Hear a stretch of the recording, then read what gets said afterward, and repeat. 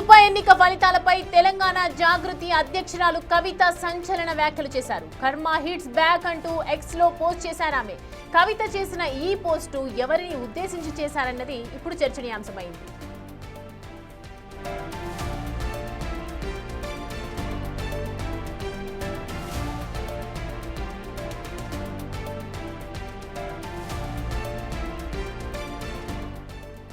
Right, ఇవాళ జూబ్లీహిల్స్ ఎన్నికల ఫలితాల్లో కాంగ్రెస్ పార్టీ విజయం సాధించింది, మనందరికీ తెలిసిందే. సో ప్రజెంట్ ఏదైతే చూస్తున్నామో కల్వకుంట్ల కవిత బీఆర్ఎస్ పార్టీకి దూరంగా ఉంటూ వస్తున్నారు ఆవిడ.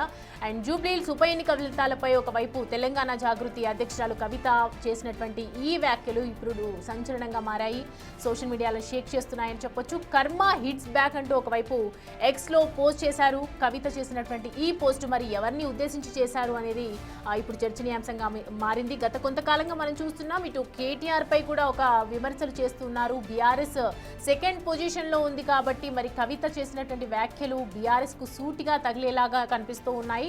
సో ప్రెసెంట్ అయితే మనం చూస్తున్నాం కర్మ హిట్స్ బ్యాక్ అంటున్నారు. అంటే కర్మ హిట్స్ బ్యాక్ అంటే దాన్ని మనం ఏ విధంగా చూడాలనేది ఊహలకే వదిలేస్తున్నారని చెప్తున్నారు. ప్రెసెంట్ అయితే మనము జూబ్లీహిల్స్ ఉప ఎన్నిక ఫలితాలకు సంబంధించి దీని తర్వాత ఈ పోస్ట్ చేయడం, ఇలాంటి ట్వీట్ చేయడం నిజంగా ప్రస్తుతం అయితే చర్చనీయాంశంగా మారింది. దీనికి సంబంధించి పూర్తి డీటెయిల్స్ అడిగి తెలుసుకుందాం. మా ప్రతినిధి విజయ్ మనకి అందుబాటులో ఉన్నారు. విజయ్, ఒకవైపు కవిత చేసినటువంటి వ్యాఖ్యలను ఎవరిని ఉద్దేశించి చేసిందనుకోవచ్చు, సూటిగా బీఆర్ఎస్ కు తగిలేలా మాట్లాడుతున్నటువంటి ఆ మాటలు ఏ విధంగా చూడాలి?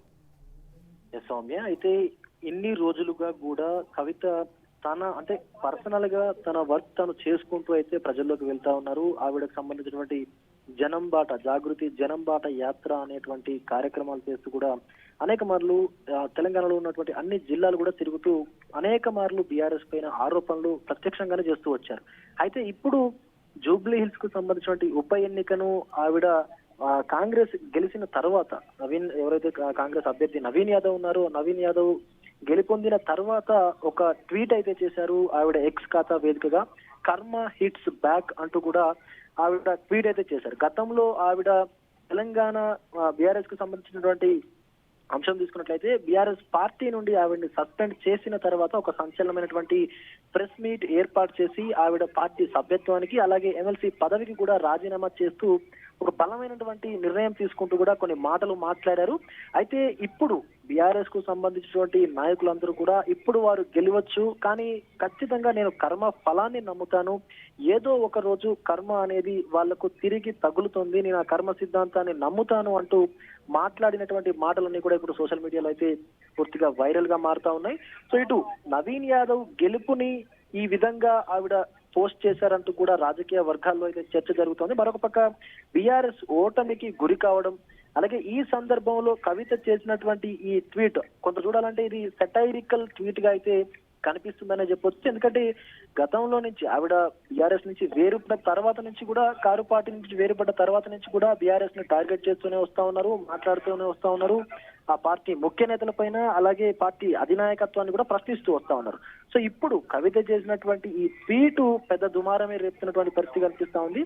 ముఖ్యంగా జాగృతి తరపు నుంచి చేస్తున్నటువంటి కార్యక్రమాలు చేస్తూనే బీఆర్ఎస్ ను ప్రధానంగా విమర్శిస్తూ వస్తోంది. ఒక పక్క కాంగ్రెస్ ను విమర్శిస్తూనే మరొక పక్క బీఆర్ఎస్ ను ఏకతాటిగా విమర్శిస్తోంది.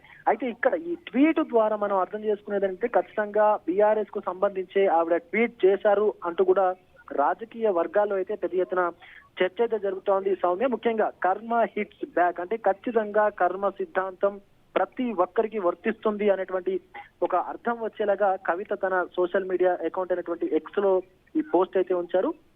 ఖచ్చితంగా ఇది బీఆర్ఎస్ నాయకులకైతే మింగుడు పడడం అనేది కొంత ఇబ్బందికరమైనటువంటి పరిస్థితులు అయితే మనకు కనిపిస్తా ఉన్నాయి ఖచ్చితంగా Soumya. Right Vijay, thanks for the updates.